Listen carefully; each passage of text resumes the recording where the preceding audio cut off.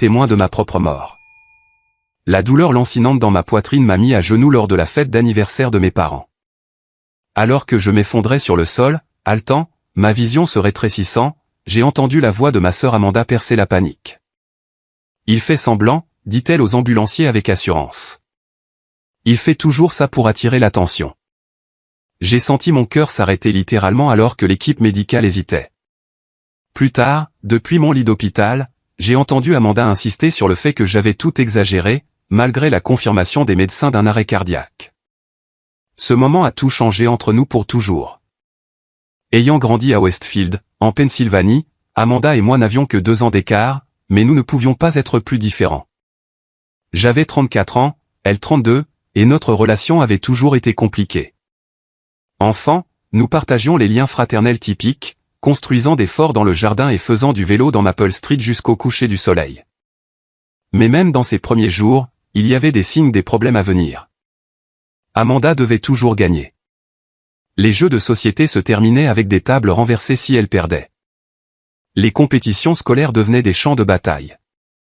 Alors que j'aimais apprendre pour le plaisir, obtenant principalement des ascentres d'efforts, Amanda luttait malgré un travail 2 fois plus acharné.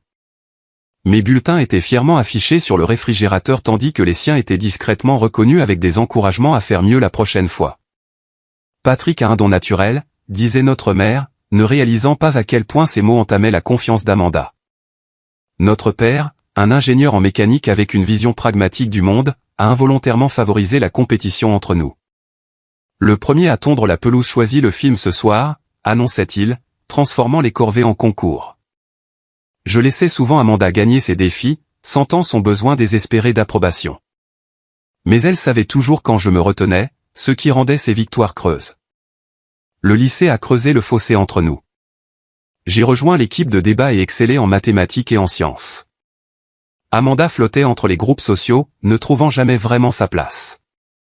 Quand j'ai été élu président de classe en première, Amanda a cessé de me parler pendant 2 semaines. Nos parents ont attribué cela à un drame d'adolescent, mais j'ai reconnu quelque chose de plus profond et de plus préoccupant. Malgré la tension croissante, j'ai essayé de protéger notre relation. Quand Amanda a fait face au rejet de son université de rêve, alors que je recevais des lettres d'acceptation de plusieurs universités prestigieuses, j'ai délibérément choisi une école plus proche de la maison pour éviter de la faire se sentir inférieure. Mais même cette décision s'est retournée contre moi.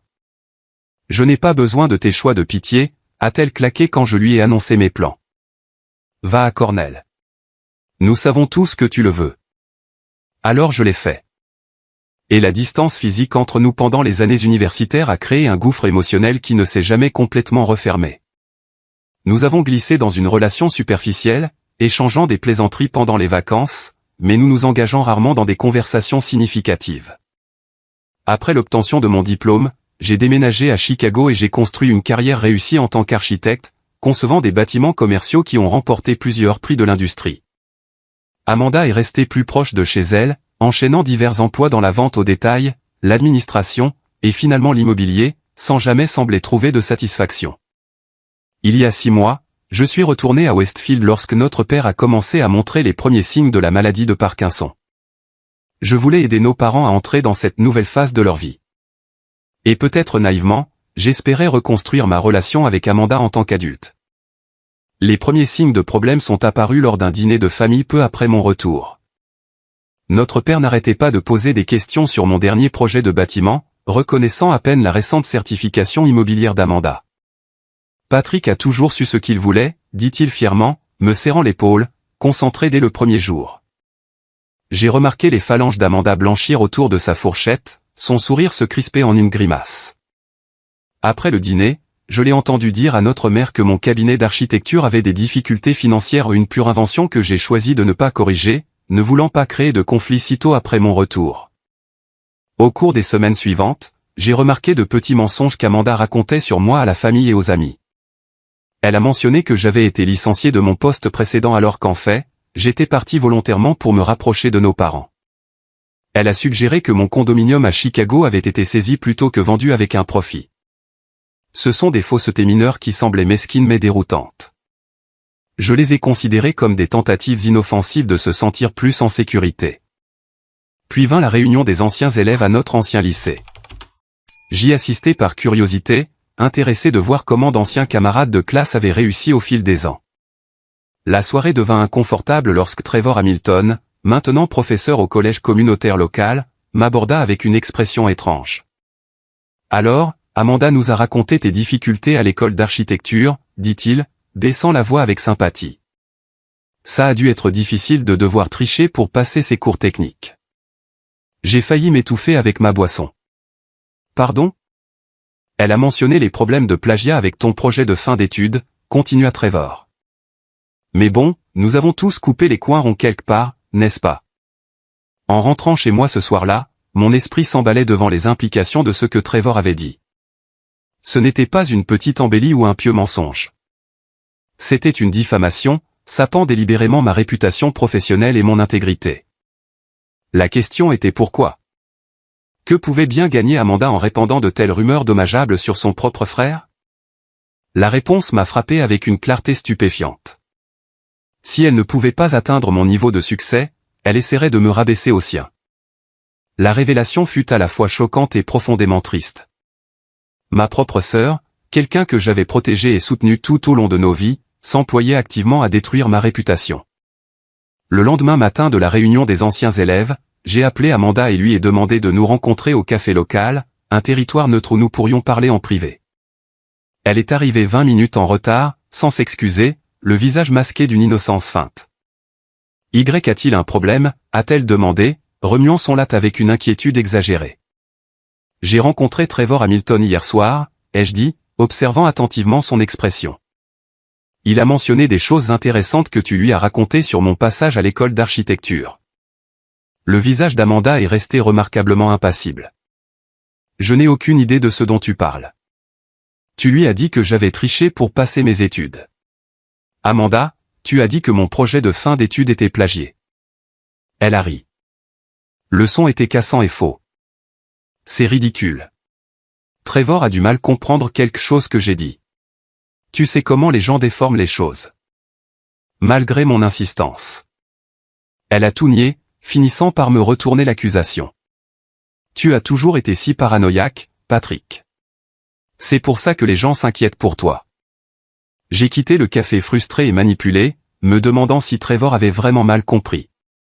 Mais au cours des semaines suivantes, des conversations similaires avec d'autres connaissances ont confirmé qu'Amanda avait systématiquement répandu des mensonges sur moi dans notre cercle social. La situation a empiré quand Jessica, une femme avec qui je sortais depuis environ un mois, est soudainement devenue distante et a fini par rompre.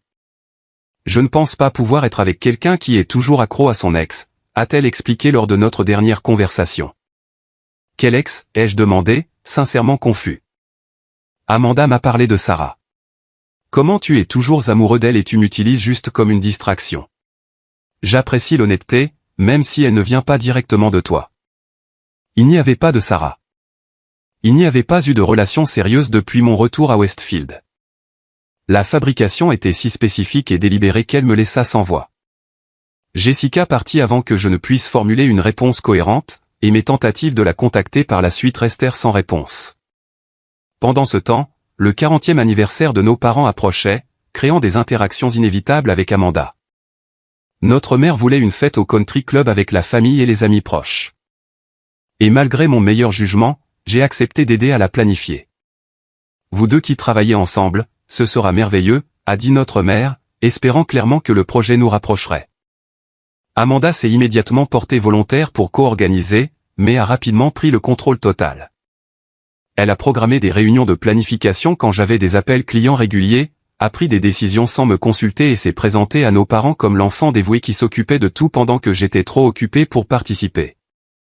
Pendant cette période, j'ai commencé à ressentir des symptômes de santé préoccupants. Des douleurs thoraciques occasionnelles, un essoufflement et des palpitations cardiaques qui me réveillaient la nuit. Au début, je les ai attribués au stress de gérer Amanda et à l'adaptation au déménagement dans ma ville natale. Mais quand j'ai failli m'évanouir en montant un escalier, j'ai finalement pris rendez-vous avec un cardiologue.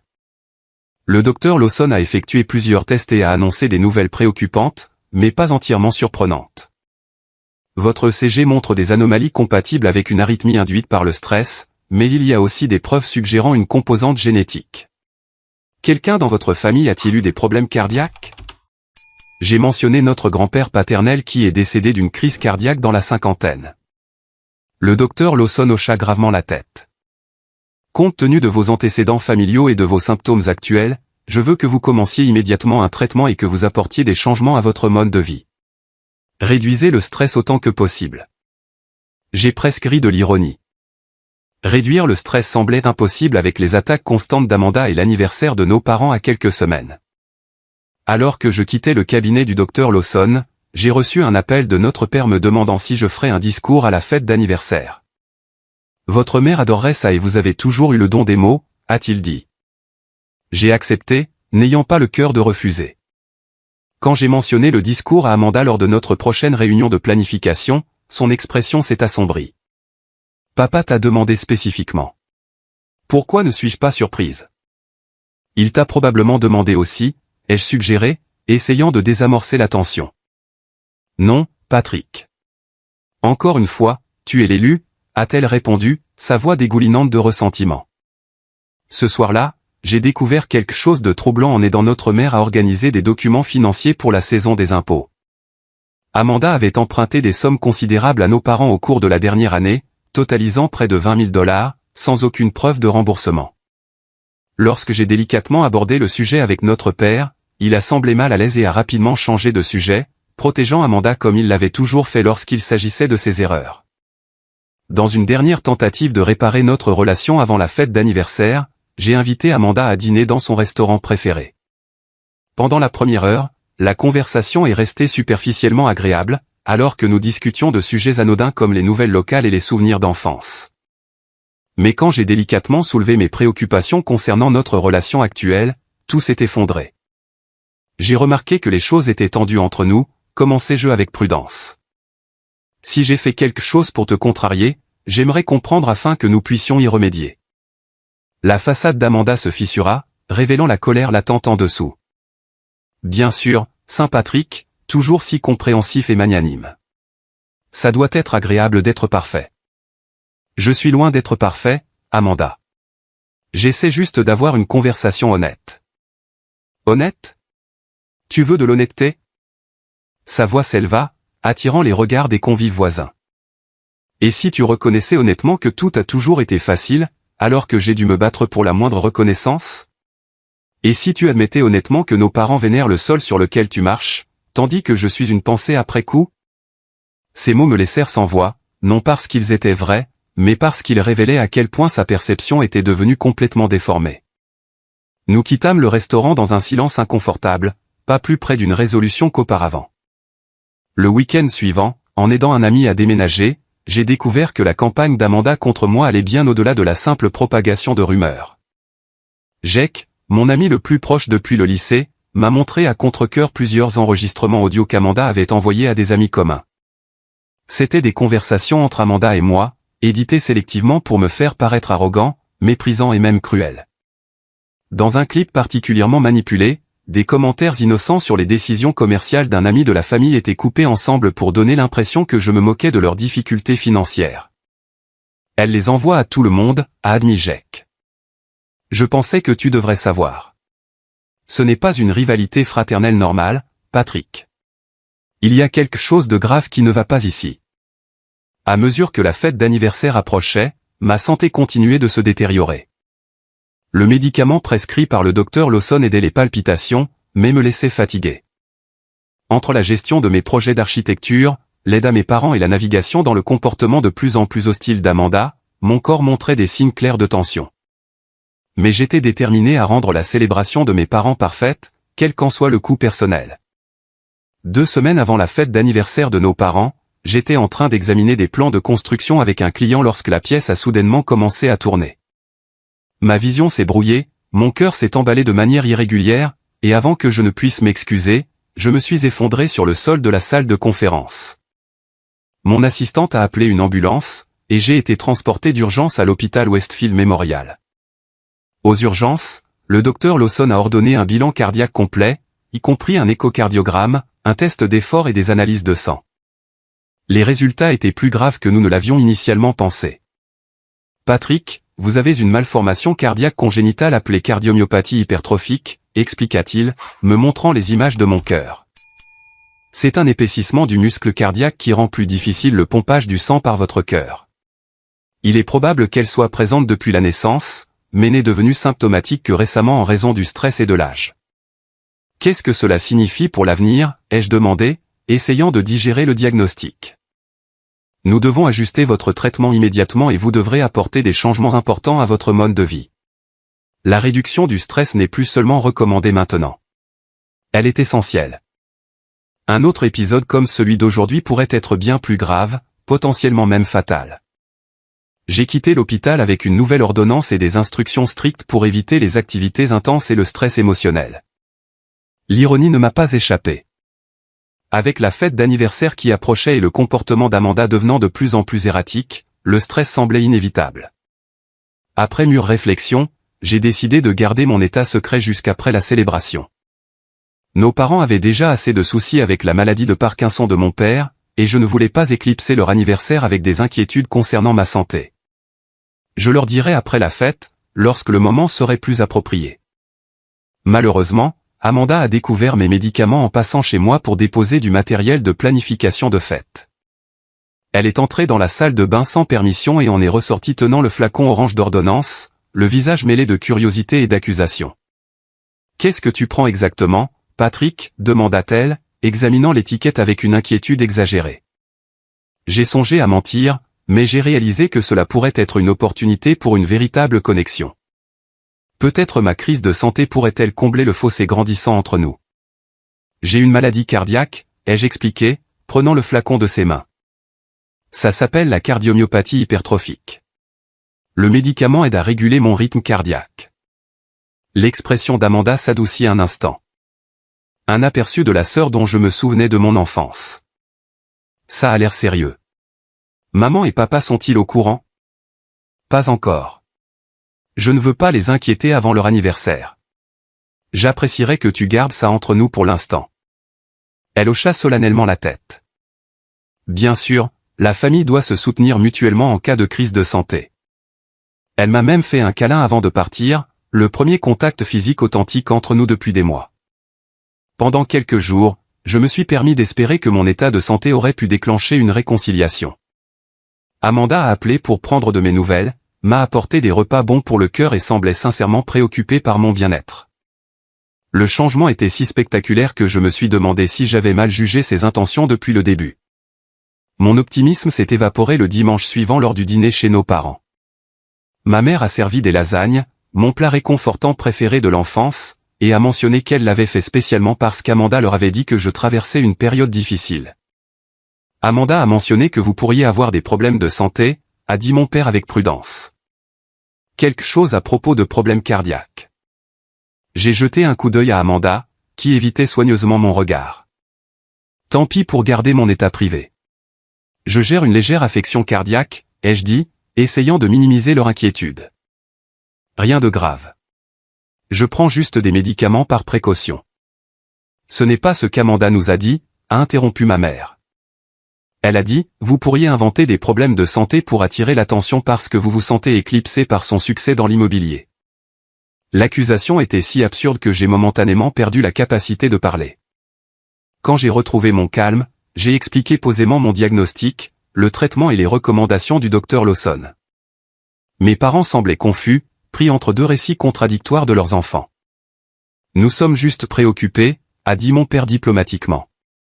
Avec ma maladie de Parkinson et maintenant votre cœur, il semble que les problèmes de santé entourent soudainement cette famille. Après le dîner, j'ai affronté Amanda dans l'allée. Tu avais promis de garder mon état secret. J'étais inquiète pour toi, a-t-elle répondu avec une innocence aux yeux écarquillés. Et franchement, Patrick, tu agis bizarrement depuis ton retour, prétendre des problèmes cardiaques juste avant la grande célébration de maman et papa semble pratique pour attirer l'attention. Je me suis effondré au travail, Amanda, j'ai été transporté à l'hôpital en ambulance. Ce n'est pas quelque chose que j'invente. Elle haussa les épaules. Si tu le dis, mais tu as toujours eu un penchant pour le drame quand tu n'es pas le centre d'attention. J'ai rentré chez moi cette nuit-là, mon cœur littéralement douloureux, à la fois à cause de ma condition médicale et de la douloureuse réalisation que ma sœur n'était pas seulement pleine de ressentiments, mais potentiellement dangereuse pour mon bien-être. Elle avait pris quelque chose d'aussi grave que ma santé et l'avait transformée en une autre arme contre moi. Le lendemain matin, Jake m'a appelé après avoir parlé avec mes parents. « Ta sœur dit aux gens que tu inventes des problèmes de santé », a-t-il dit, sa voix tendue de colère. « Et apparemment, elle suggère que tu as peut-être des problèmes psychologiques plutôt que physiques. » Jake était devenu mon plus fidèle allié à travers cette épreuve, témoignant directement du comportement d'Amanda et offrant une perspective objective. « Tu dois être prudent, Patrick. Ce niveau de manipulation n'est pas normal, et avec ta condition cardiaque, tu ne peux pas te permettre de prendre des risques. » Quelques jours plus tard, j'ai remarqué quelque chose d'inquiétant concernant mes médicaments. Les pilules semblaient légèrement différentes de celles que j'avais prises auparavant, un peu plus grosses et avec un éclat légèrement différent. Alarmé, j'ai appelé la pharmacie pour vérifier l'apparence du médicament, seulement pour découvrir que ce que j'avais pris au cours des 3 derniers jours n'était pas du tout mon médicament cardiaque prescrit. J'ai apporté les pilules à un pharmacien local qui les a identifiées comme des suppléments en vente libre qui ressemblaient à mon ordonnance, mais ne contenaient aucun des ingrédients actifs nécessaires pour réguler mon état cardiaque. Quelqu'un avait falsifié mes médicaments, remplaçant des médicaments vitaux par des substituts inoffensifs mais inutiles. La seule personne qui avait accès à mon appartement et connaissait mes médicaments était Amanda. La réalisation me glaça le sang. Ce n'était pas juste une rivalité fraternelle ou du ressentiment. C'était quelque chose de bien plus perturbant et potentiellement mortel. Ma propre sœur avait délibérément altéré des médicaments que mon médecin avait jugés essentiels pour prévenir un autre événement cardiaque. J'ai immédiatement renouvelé mon ordonnance. Cette fois, je l'ai gardée sous clé dans un petit coffre-fort dans ma chambre. J'ai également installé une caméra de sécurité simple dans mon salon, ne voulant pas croire qu'Amanda entrerait de nouveau chez moi sans permission, mais ne voulant pas prendre de risques avec ma santé. La fête d'anniversaire était maintenant à quelques jours. Et malgré les avertissements du médecin concernant le stress, mon anxiété était à son comble. Mon état cardiaque empirait. Ma sœur semblait travailler activement contre ma santé, et mes parents étaient pris entre deux feux, ne sachant pas quoi croire de leurs propres enfants. Le soir de la fête du 40e anniversaire de nos parents, le temps était parfait, le country club brillait sous un ciel de juin clair. Malgré mes inquiétudes croissantes concernant ma santé, j'étais déterminé à rendre cette soirée spéciale pour eux. Je suis arrivé tôt pour vérifier les derniers arrangements, m'assurant que tout, des centres de table floraux au gâteau d'anniversaire, répondait aux normes que nos parents méritaient. Les invités ont commencé à arriver à 18h, remplissant la salle de banquet de rire et de conversation. Nos parents sont entrés sous les applaudissements. Mon père avait l'air distingué malgré le léger tremblement de sa main gauche. Ma mère, radieuse dans une robe bleu roi qu'elle avait achetée spécialement pour l'occasion. Pour leur bien, j'ai maintenu une façade joyeuse, saluant la famille, les amis et les parents éloignés avec des poignées de main chaleureuses et des sourires sincères. Amanda est arrivée élégamment en retard, attirant l'attention dans une robe rouge éclatante. Elle a étreint nos parents de manière théâtrale, leur offrant un cadeau ostentatoire, un forfait week-end que je savais qu'elle ne pouvait absolument pas se permettre compte tenu de sa situation financière. Notre mère a pleuré de bonheur tandis que notre père rayonnait de fierté. « Tu n'aurais pas dû, ma chérie », a-t-il dit en embrassant Amanda. « Seulement le meilleur pour vous deux », a-t-elle répondu, me lançant un regard triomphant par-dessus son épaule. La première heure s'est déroulée assez agréablement. J'ai discuté avec les invités, siroté de l'eau plutôt que du champagne en raison de mes médicaments, et j'ai essayé de me concentrer sur la célébration du mariage remarquable de mes parents plutôt que sur mes préoccupations de santé croissantes. Mais à mesure que le dîner avançait, j'ai commencé à me sentir distinctement mal.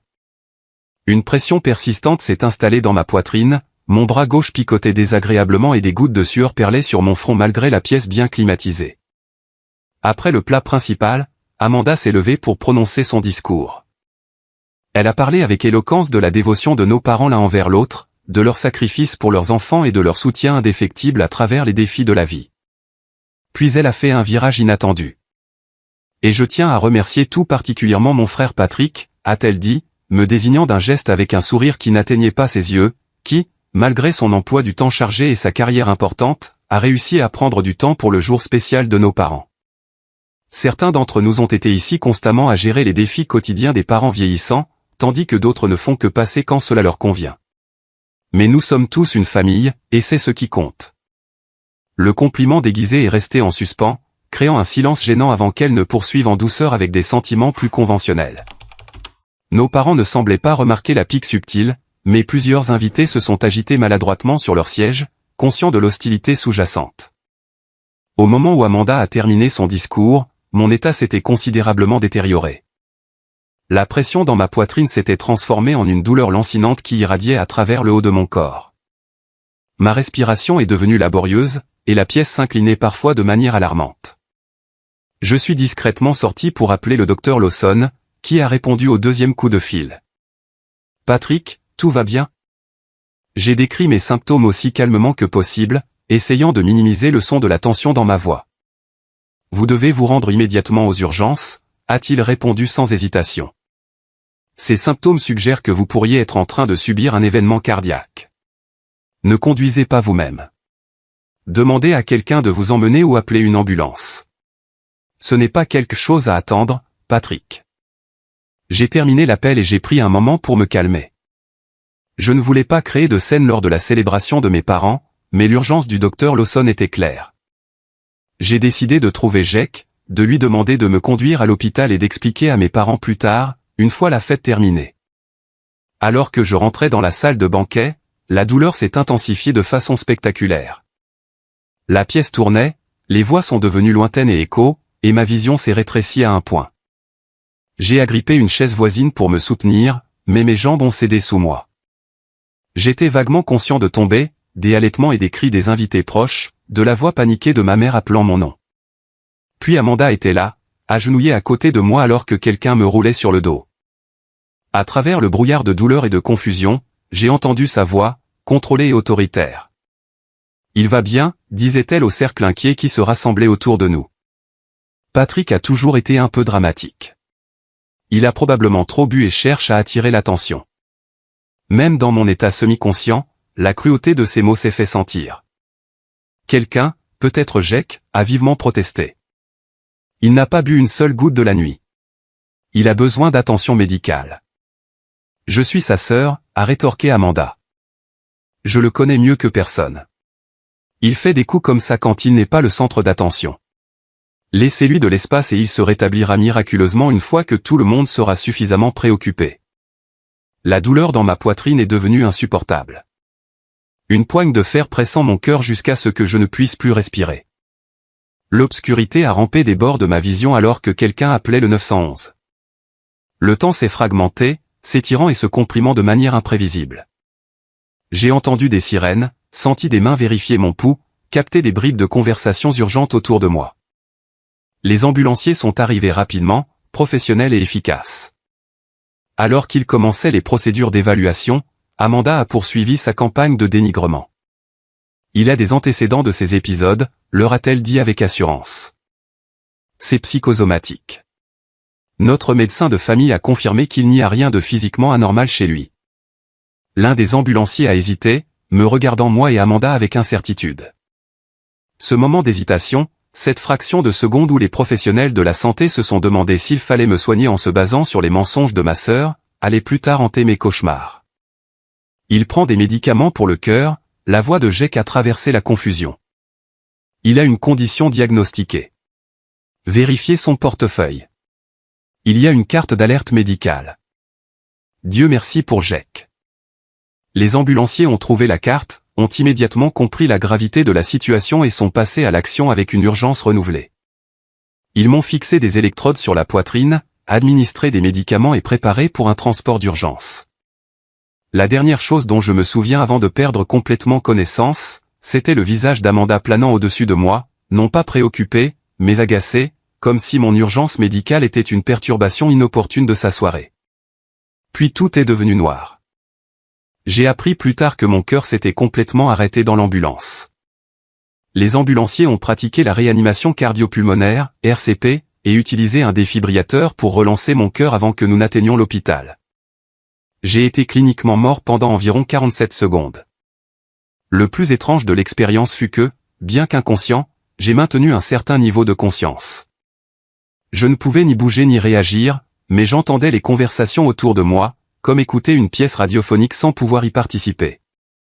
Ce phénomène, j'allais l'apprendre plus tard, n'est pas rare chez les patients cardiaques et a été documenté dans la littérature médicale. C'est ainsi que j'ai entendu Amanda poursuivre sa campagne de tromperie même lorsque les médecins se battaient pour me sauver la vie. Il agit bizarrement depuis des mois, dit-elle à quelqu'un dans la salle d'attente de l'hôpital, sa voix portant jusqu'à l'endroit où je gisais immobile, inventant des problèmes de santé, se disant persécuté. Notre médecin de famille lui a suggéré qu'il avait besoin d'une aide psychiatrique, mais il a refusé d'y penser. Cet effondrement n'est qu'un autre cri pour attirer l'attention, Madame Wilson. Une voix médicale ferme répondit, « Votre frère est dans un état critique suite à un arrêt cardiaque confirmé. » Ces dossiers médicaux documentent clairement une malformation cardiaque congénitale exacerbée par le stress. C'est une urgence médicale très réelle et potentiellement mortelle, pas un épisode psychologique. Les médecins peuvent aussi être dupes, répliqua Amanda avec dédain. Patrick a toujours été convaincant. Même au bord de la mort, ma sœur ne pouvait reconnaître la vérité. Son besoin de me rabaisser, de réécrire la réalité pour l'adapter à son récit, l'emportait sur l'instinct humain le plus fondamental de protéger sa famille. À ce moment-là, flottant entre conscience et oubli, j'ai réalisé que notre relation était irréparable. Quel que soit l'amour fraternel qui avait existé entre nous, il avait été consumé par son ressentiment, ne laissant que des cendres toxiques. Je me suis réveillé à l'unité de soins intensifs 3 jours après la fête d'anniversaire, entouré de moniteurs bipants et de l'odeur antiseptique du désinfectant hospitalier. Ma mère somnolait sur une chaise à côté du lit. Son visage était marqué d'inquiétude même dans son sommeil.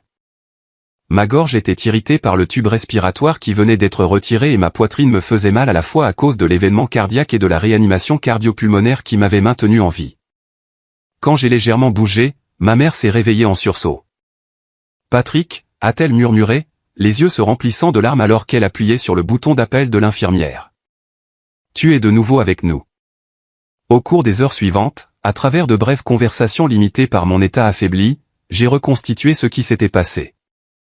Après l'arrêt de mon cœur dans l'ambulance, l'équipe d'urgence m'avait réanimé et m'avait transporté en chirurgie.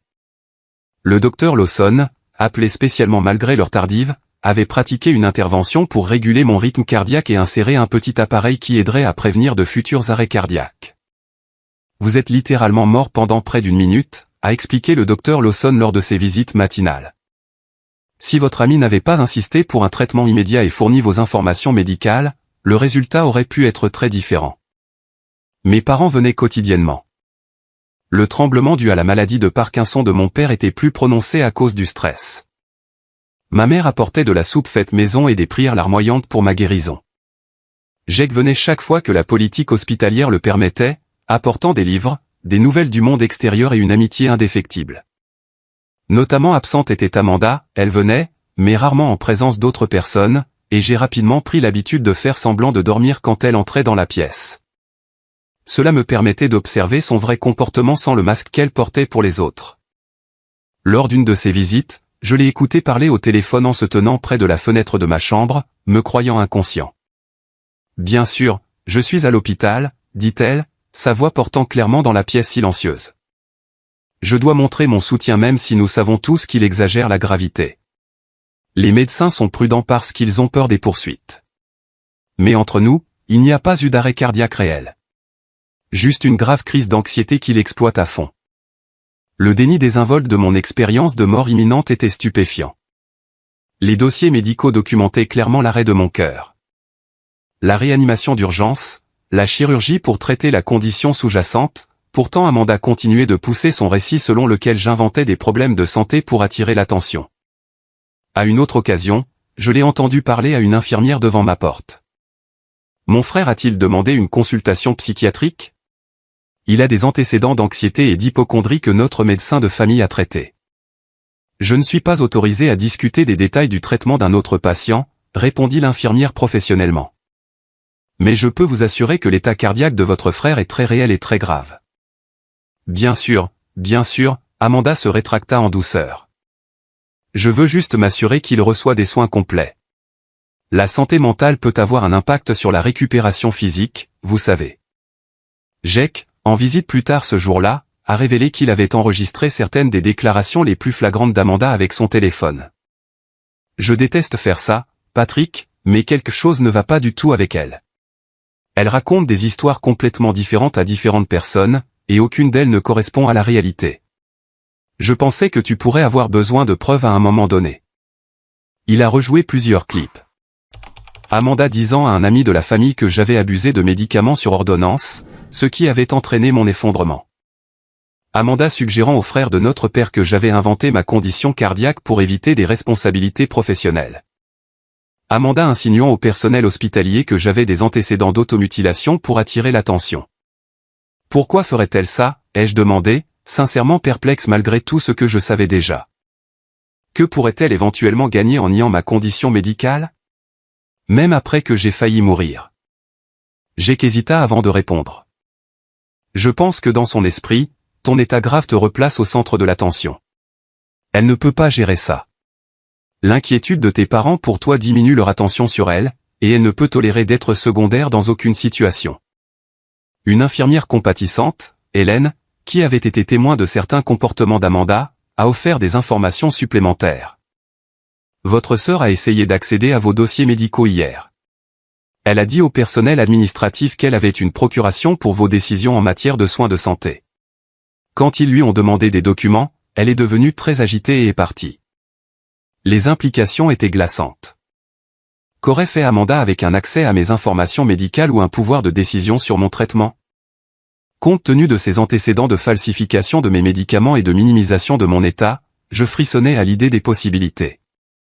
Le docteur Lawson a organisé un entretien avec un psychiatre hospitalier pour moi, non pas parce qu'il remettait en question ma santé mentale, mais parce qu'il reconnaissait l'impact psychologique de ce que j'avais vécu. Les événements cardiaques sont traumatisants en soi, a expliqué le docteur Harris lors de notre première séance. Mais avoir un membre de la famille qui sape activement vos soins médicaux ajoute une couche de trahison qui peut compliquer la guérison. Comment traitez-vous tout cela? Je lutte pour le comprendre, ai-je admis. Cela va au-delà de la rivalité fraternelle normale. J'ai l'impression qu'Amanda voulait activement que je souffre, peut-être même que je meure. Je ne peux pas diagnostiquer quelqu'un que je n'ai pas évalué, a dit le docteur Harris avec prudence. Mais le comportement de votre sœur, tel que vous l'avez décrit, montre des schémas préoccupants compatibles avec certains troubles de la personnalité. La manipulation systématique, l'incapacité à reconnaître la réalité lorsqu'elle entre en conflit avec son récit, l'apparent manque d'empathie pour votre souffrance. Ce ne sont pas des comportements typiques de conflit familial. Elle m'a recommandé d'établir des limites claires avec Amanda pendant ma convalescence et a suggéré des ressources pour faire face aux dynamiques familiales toxiques. Notre conversation m'a donné un cadre pour comprendre ce qui se passait, même si elle ne pouvait pas réparer la relation endommagée. Alors que mon état physique se stabilisait, j'ai commencé à rassembler des documents sur le comportement d'Amanda. Les enregistrements de Jack, les déclarations de témoins de la fête qu'il avait entendu minimiser mon état aux ambulanciers, les dossiers médicaux confirmant l'arrêt cardiaque et la maladie cardiaque sous-jacente. Et les notes du personnel hospitalier sur ses tentatives d'interférence avec mes soins. Je n'étais pas sûr de ce que je ferais de ces preuves, mais l'instinct me disait qu'elles pourraient être nécessaires pour ma protection. Mes parents luttaient pour concilier les récits contradictoires. Ils aimaient leurs 2 enfants et ne pouvaient comprendre la profondeur du dysfonctionnement de notre relation. Quand j'ai soigneusement décrit le comportement d'Amanda, y compris sa falsification de mes médicaments, ma mère a pleuré tandis que mon père arpentait la chambre d'hôpital, son tremblement s'aggravant sous l'effet de la détresse. Il doit y avoir un malentendu, a suggéré ma mère faiblement. Amanda ne vous ferait pas délibérément du mal. Je ne veux pas le croire non plus, ai-je répondu gentiment. Mais les preuves sont accablantes, et son comportement a failli me coûter la vie. Mon père, toujours le pragmatique résolveur de problèmes, a demandé, que veux-tu que nous fassions, Patrick? C'est notre fille, tout comme tu es notre fils. Je n'attends pas de vous que vous choisissiez entre nous, je les ai rassurés. Mais j'ai besoin que vous compreniez que pour ma santé et ma sécurité, je dois établir des limites avec Amanda.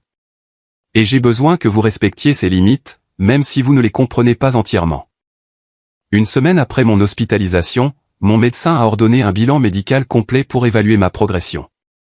Les résultats ont confirmé que si le danger immédiat était passé, je devrais gérer en permanence ma maladie cardiaque, le stress des derniers mois ayant considérablement aggravé ma condition congénitale, et un autre épisode pourrait s'avérer fatal. La réduction du stress n'est plus seulement une recommandation, a souligné le docteur Lawson. C'est essentiel à votre survie. Tout ce qui cause ce niveau d'anxiété dans votre vie doit être traité. L'implication était claire. Ma relation avec Amanda n'était plus seulement émotionnellement dommageable. Elle était potentiellement mortelle. Aussi difficile que cela puisse être pour ma propre survie, je devais prendre mes distances avec l'influence toxique de ma sœur. En recueillant mes dossiers médicaux pour la planification de ma sortie, j'ai découvert autre chose de perturbant. Amanda avait dit aux gens qu'elle avait l'autorité légale sur mes décisions médicales, mais elle avait également exploré mes informations financières. Une spécialiste de la facturation hospitalière a révélé qu'Amanda s'était renseignée sur ma couverture d'assurance, mes méthodes de paiement et ma responsabilité financière, se présentant comme ma représentante désignée. Quand j'en ai parlé à Jack, il a suggéré d'approfondir. Si elle s'intéresse autant à tes finances médicales, elle pourrait avoir exploré d'autres aspects de ta vie financière également. Avec l'aide de Jack, j'ai effectué une vérification de crédit et j'ai découvert ce qui ne pouvait être décrit que comme un vol d'identité systématique. Amanda avait ouvert 3 cartes de crédit à mon nom, accumulant plus de 30 000 $ de dettes dont j'ignorais l'existence. Elle avait également tenté d'accéder à mes comptes de retraite, heureusement sans succès grâce aux mesures de sécurité en place. La découverte me laissa bouche bée, sous le choc. Cela allait au-delà de la rivalité fraternelle ou même de la manipulation de mon état de santé. Il s'agissait d'une activité criminelle qui aurait pu avoir des conséquences dévastatrices pour mon avenir financier. Combiné à son ingérence dans mes soins médicaux, le schéma montrait un niveau de malveillance que je n'aurais jamais pu imaginer de la part de ma propre sœur. Après 2 semaines à l'hôpital, j'ai été renvoyé avec des instructions strictes d'éviter le stress et de suivre un régime prudent de médicaments et de réadaptation physique progressive. J'ai qu'à insister pour que je reste chez lui plutôt que de retourner à mon appartement. Inquiet qu'Amanda puisse avoir accès ou du moins connaître l'endroit où je gardais ma clé de rechange. Tu ne peux pas être trop prudent en ce moment, a-t-il argumenté. Pas avant que tu n'aies trouvé comment gérer cette situation à long terme. Il avait raison. Mon événement cardiaque avait été mortel et ma convalescence restait fragile. Tout stress supplémentaire pourrait déclencher un autre épisode, potentiellement avec des résultats pires. Mais je savais aussi que je ne pouvais commencer une véritable guérison, qu'elle soit physique ou émotionnelle, avant d'affronter directement Amanda à propos de son comportement. Après mûre réflexion et consultation avec le docteur Harris, j'ai organisé une rencontre avec Amanda à la cafétéria de l'hôpital le lendemain de ma sortie. L'endroit offrait à la fois l'intimité et la sécurité d'être dans un établissement médical avec une aide immédiate disponible si mon état s'aggravait pendant ce qui serait sans aucun doute une conversation stressante. Amanda est arrivée exactement à l'heure, impeccablement vêtue comme toujours, un bouquet de fleurs à la main comme si elle était la sœur dévouée rendant visite à un patient en convalescence. La performance était impeccable, mais je la reconnaissais maintenant pour ce qu'elle était, une façade soigneusement construite, conçue pour tout observateur qui pourrait regarder. « Patrick, vous avez tellement meilleure mine », s'exclama-t-elle, se penchant pour m'embrasser la joue. Nous avons tous été si inquiets. « Vraiment ?» ai-je demandé doucement, sans lui rendre son étreinte. « Parce que j'ai des preuves suggérant le contraire. » Son sourire vacilla légèrement avant de se renforcer.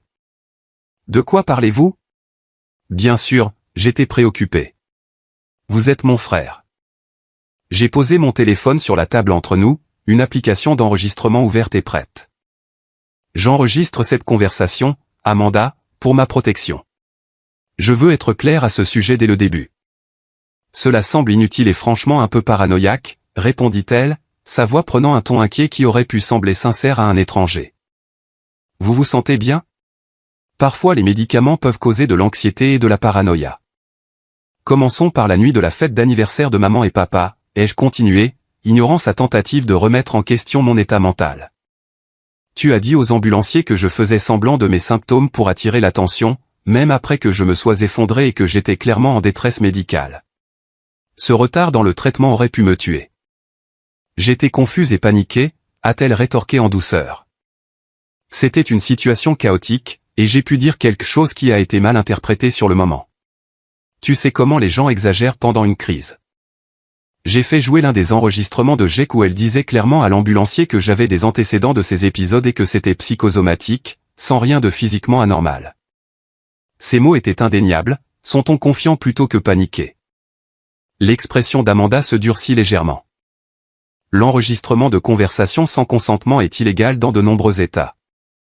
Pas en Pennsylvanie, qui a des lois sur le consentement d'une seule partie. Mais ne nous laissons pas détourner par des détails juridiques. Tu as délibérément interféré avec mes soins médicaux d'urgence, Amanda. Pourquoi? Pendant un instant, elle sembla envisager de continuer à nier. Mais quelque chose dans mon regard ferme a dû la convaincre de l'inutilité. Son expression changea, le masque de sœur préoccupée tomba pour révéler quelque chose de plus froid et plus calculateur. Tu as toujours été la préférée, dit-elle, sa voix basse et amère. Parfait, Patrick. L'architecte qui réussit, le fils dévoué, celui que tout le monde admire. As-tu la moindre idée de ce que c'est que de vivre dans ton ombre? D'avoir chaque réussite mesurée à la tienne et de la trouver insuffisante? Il ne s'agit pas d'une saine compétition, Amanda. Tu as falsifié mes médicaments pour le cœur. Tu as essayé de convaincre des professionnels de la santé que mon état potentiellement mortel était faux. Tu as commis un vol d'identité en ouvrant des cartes de crédit à mon nom. Ce ne sont pas les actions de quelqu'un qui se sent négligé. Ce sont des tentatives calculées de nuire. Ses yeux s'écarquillèrent légèrement à la mention des cartes de crédit. Je ne sais pas de quoi vous parlez. J'ai les rapports de crédit, Amanda. J'ai déjà déposé des plaintes à la police pour vol d'identité. Le détective chargé de l'affaire voudra probablement vous parler bientôt. Pour la première fois, une lueur d'inquiétude authentique traversa son visage. Tu me fais enquêter par la police, ta propre sœur, après tout ce que j'ai fait pour toi? Que as-tu fait pour moi exactement? Amanda a répandu des rumeurs selon lesquelles j'avais triché à l'université, saboté mes relations, dit à nos parents que j'inventais des problèmes de santé pour attirer l'attention, voler mon identité. Explique-moi s'il te plaît quelles sont les choses positives que tu as apportées à ma vie récemment. Le défi direct sembla pénétrer ses défenses. Pendant un bref instant, quelque chose comme une prise de conscience éclaira ses yeux, comme si elle voyait son propre comportement clairement pour la première fois. Mais cela disparut rapidement derrière une hostilité renouvelée. Tu as toujours tout exagéré, dit-elle avec dédain.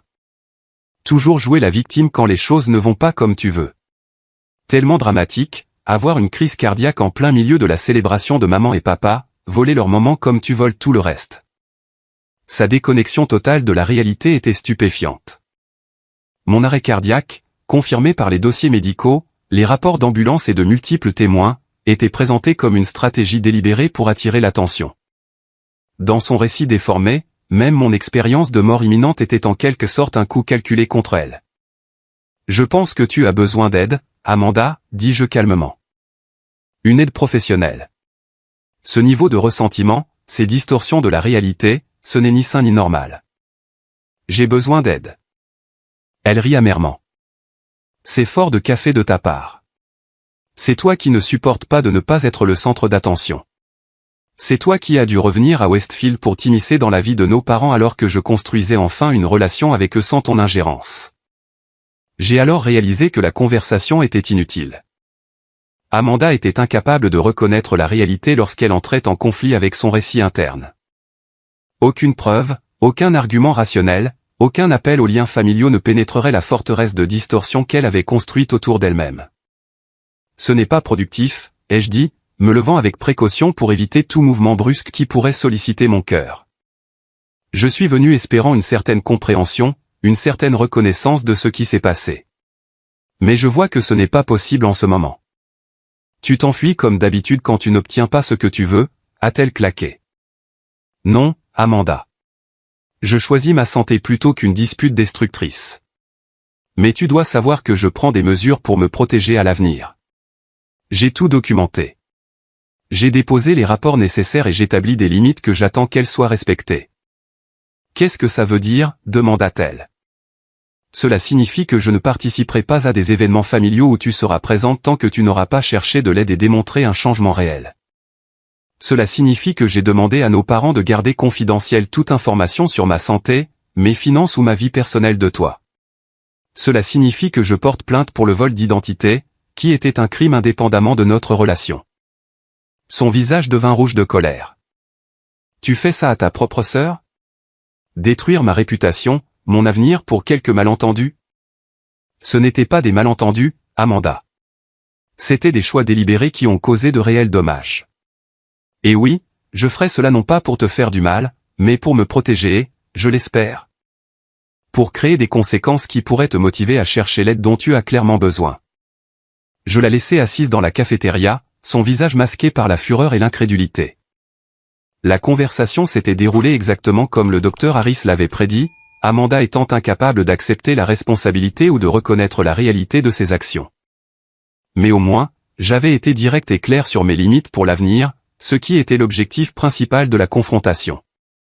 Au cours des semaines suivantes, j'ai travaillé avec un thérapeute familial spécialisé dans les dynamiques familiales dysfonctionnelles pour élaborer un plan complet de protection de ma personne tout en maintenant des relations avec mes parents. Le docteur Mercé m'a aidé à établir des limites claires et applicables ainsi que des stratégies de communication. Votre situation est particulièrement difficile, expliqua-t-elle. Parce que le comportement de votre sœur n'est pas seulement émotionnellement nuisible, il est potentiellement mortel étant donné votre condition cardiaque. Les enjeux sont exceptionnellement élevés. Avec les conseils du docteur Mercé, j'ai programmé une réunion avec mes parents chez eux, délibérément quand Amanda serait au travail. J'ai amené Jake pour un soutien moral et comme témoin neutre, ainsi que la documentation de tout ce que j'avais découvert sur le comportement d'Amanda. Ce sera difficile à entendre, ai-je dit doucement à mes parents. Mais j'ai besoin que vous compreniez pourquoi je prends ces mesures. Au cours des 2 heures suivantes, j'ai présenté des preuves de la campagne systématique d'Amanda contre moi, la falsification de médicaments, le vol d'identité, l'interférence délibérée avec mes soins médicaux, les tentatives continues de saper ma réputation et mes relations. Je leur ai montré les enregistrements de Jake, les rapports de crédit, les déclarations du personnel médical et ma propre documentation minutieuse des incidents au cours des derniers mois. Ma mère pleura ouvertement tandis que mon père restait en silence stupéfait, passant occasionnellement une main tremblante dans ses cheveux clairsemés. Les preuves étaient accablantes et indéniables, même pour des parents qui voulaient désespérément croire le meilleur de leurs 2 enfants. Nous n'avions aucune idée, murmura ma mère. Nous savions qu'il y avait des tensions entre vous, mais c'est au-delà de tout ce que nous aurions pu imaginer. Que faisons-nous maintenant, demanda mon père, son esprit d'ingénieur cherchant déjà des solutions à cette crise familiale. J'ai consulté plusieurs professionnels, expliquai-je. Un thérapeute familial, mon cardiologue et un avocat. Ils sont tous d'accord pour dire que pour ma santé et ma sécurité, je dois prendre mes distances avec Amanda tant qu'elle n'aura pas reçu une aide professionnelle. Je ne vous demande pas de la couper ou de choisir entre nous, mais je vous demande de respecter les limites que je dois fixer. Ces limites incluaient de ne pas partager d'informations sur ma santé, mon emplacement ou ma vie personnelle avec Amanda, de ne pas organiser de réunions de famille où nous serions tous les deux présents. Et de soutenir les conséquences légales de son vol d'identité sans tenter de la protéger de ses responsabilités. Les accusations de vol d'identité, en particulier, ai-je souligné, pourraient être la seule chose qui la fera réagir. Parfois, les conséquences légales sont le seul moyen de briser un déni aussi grave. Mes parents luttèrent avec les implications, mais acceptèrent finalement de respecter mes limites. Ils reconnurent également, le cœur lourd, qu'Amanda avait besoin d'une aide au-delà de ce qu'ils pouvaient fournir en tant que parents aimants mais non formés. Nous vous soutiendrons tous les deux, promit mon père, toi dans ta guérison et tes limites, et Amanda pour obtenir l'aide dont elle a besoin. La réunion de famille s'est conclue par un plan pour aller de l'avant. Mes parents organiseraient une intervention pour Amanda avec un soutien professionnel, lui présentant les preuves de son comportement et lui proposant des options de traitement. Si elle refusait, ils lui feraient clairement comprendre que si leur amour était inconditionnel, leur soutien à un comportement destructeur ne l'était pas. Alors que je quittais la maison de mes parents ce jour-là, j'ai ressenti un mélange complexe de chagrin et de soulagement. La situation avec Amanda était loin d'être résolue, mais j'avais pris des mesures concrètes pour me protéger tout en lui offrant un chemin vers une aide authentique et une réconciliation potentielle. Pour la première fois depuis des mois, j'ai ressenti l'espoir qu'une guérison puisse être possible, même si le chemin à parcourir serait long et difficile. L'intervention pour Amanda a eu lieu 3 semaines après ma rencontre avec nos parents. Le docteur Mercé a facilité la rencontre, faisant appel à un psychiatre spécialisé dans les troubles de la personnalité. Pendant ce temps, mes parents, Jake et moi, avons présenté un front uni de préoccupations mêlées de limites fermes. Amanda a d'abord réagi avec une indignation et un déni prévisible, nous accusant de comploter contre elle et de fabriquer des preuves. Mais confrontée à la documentation irréfutable, y compris les rapports de police, les dossiers médicaux, les enregistrements audio et les déclarations de témoins, sa façade défensive a commencé à se fissurer. « Pourquoi m'attaquez-vous tous ?» a-t-elle demandé, les larmes coulant sur son visage.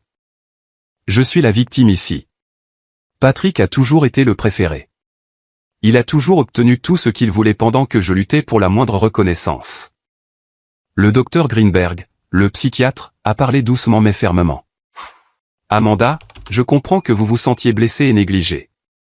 Ces sentiments sont valides, mais vos réponses à ces sentiments sont devenues destructrices, tant pour les autres que pour vous-même. Les comportements dont nous discutons aujourd'hui ne sont pas des expressions normales de rivalité fraternelle ou de tension familiale. Ils représentent des problèmes graves qui nécessitent un traitement professionnel.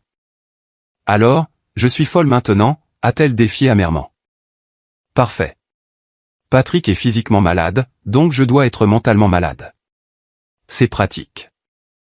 Il ne s'agit pas d'étiquette ou de comparaison, a poursuivi le docteur Greenberg. Il s'agit de reconnaître les schémas de comportement qui causent du tort et de trouver des moyens plus sains de gérer les sentiments sous-jacents. L'intervention a duré près de 5 heures, alternant entre la colère, le déni, la négociation et finalement l'épuisement d'Amanda. Quand elle s'est enfin tue, mon père lui a pris les mains.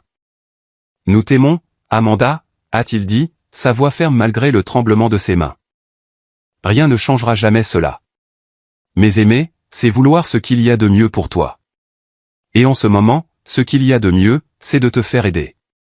Nous te soutiendrons tout au long de ce processus, mais nous ne pouvons pas soutenir des comportements qui nuisent aux autres ou à toi-même. » Dans ce moment de vulnérabilité, j'ai entrevu la petite sœur que j'avais protégée dans la cour de récréation des décennies auparavant, avant que la compétition et le ressentiment n'aient corrodé notre relation.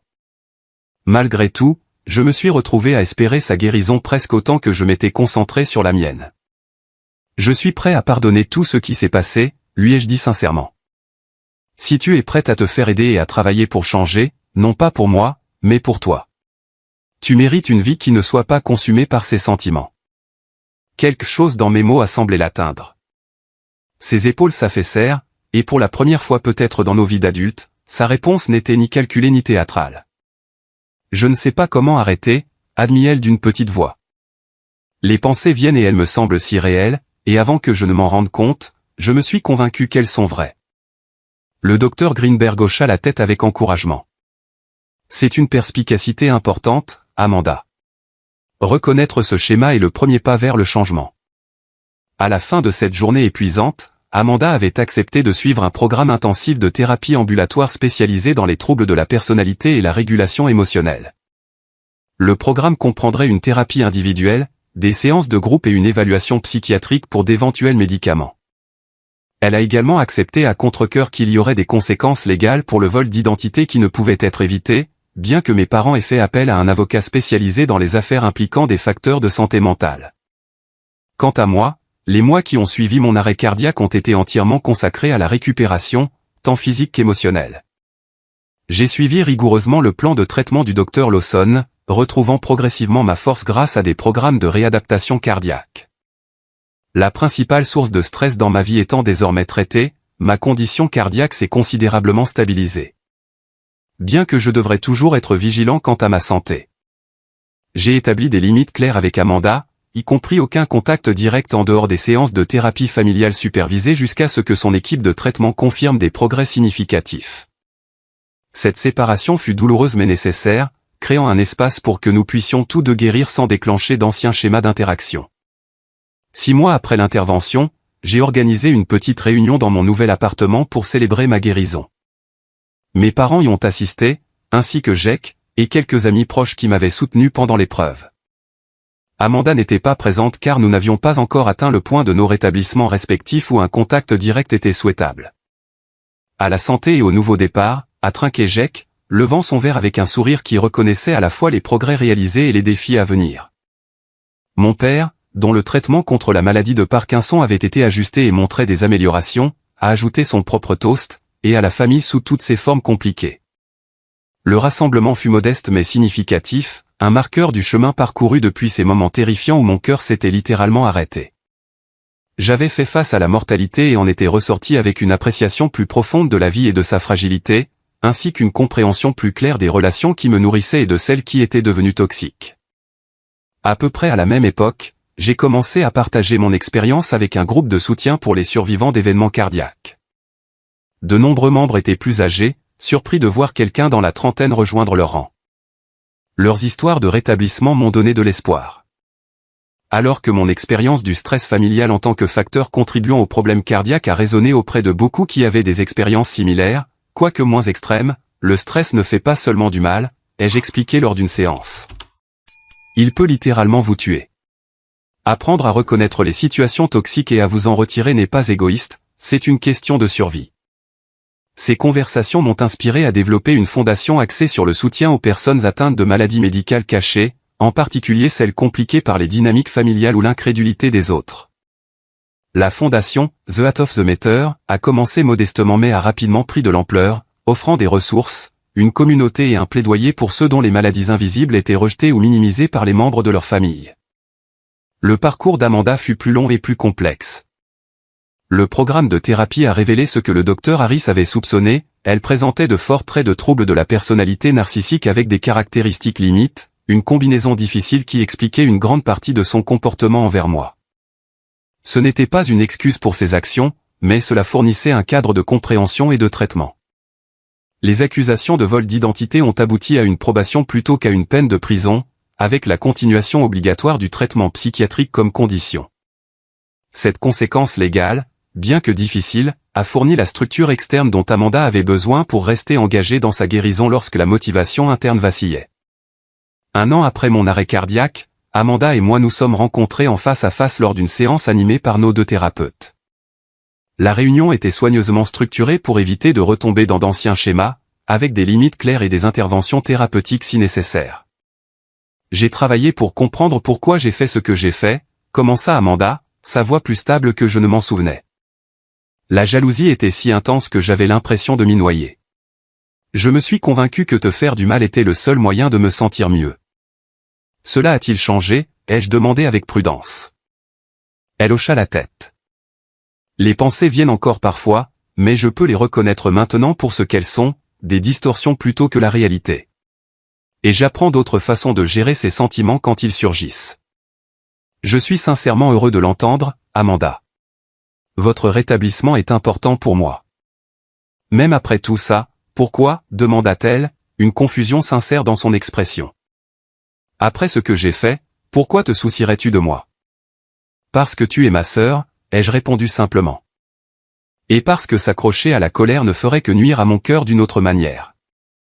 Cette rencontre fut la première de nombreuses interactions soigneusement gérées, reconstruisant progressivement une relation qui ne serait jamais la même qu'avant, mais qui pourrait éventuellement devenir quelque chose de plus sain et plus authentique. Nous ne serions jamais les frères et sœurs proches des rêves d'enfance, mais nous pourrions apprendre à coexister avec un respect mutuel et des limites appropriées.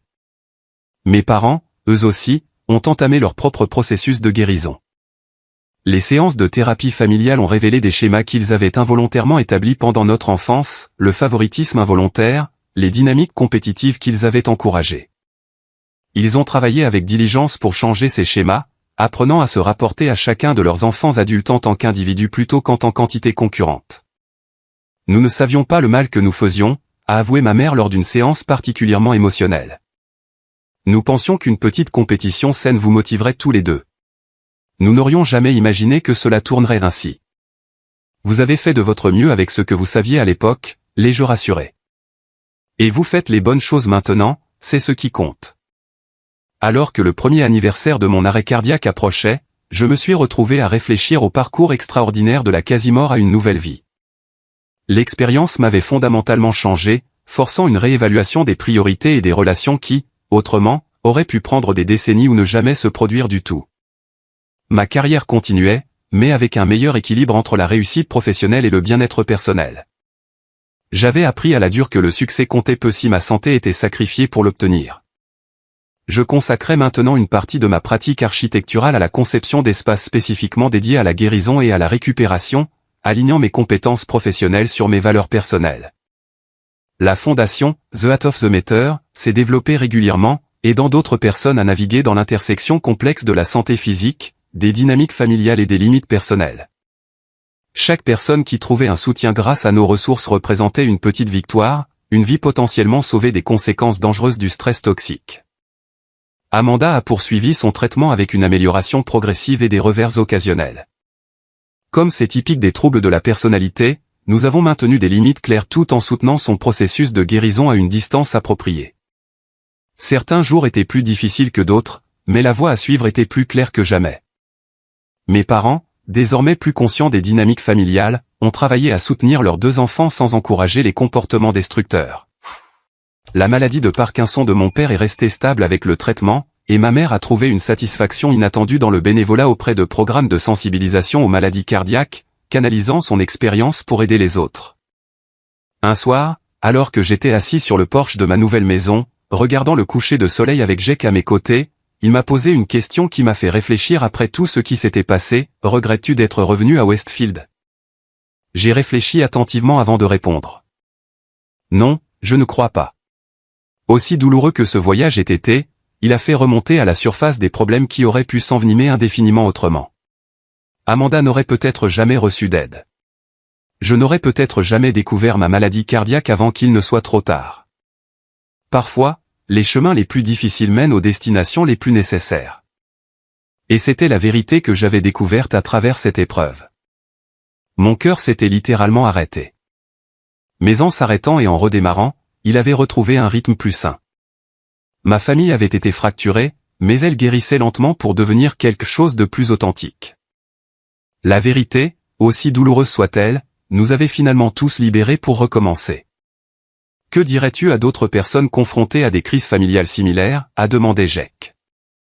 Toujours en soutien à mon travail de fondation, je leur dirais que parfois la chose la plus aimante que vous puissiez faire, à la fois pour vous-même et pour la personne qui vous fait du mal, est d'établir des limites fermes.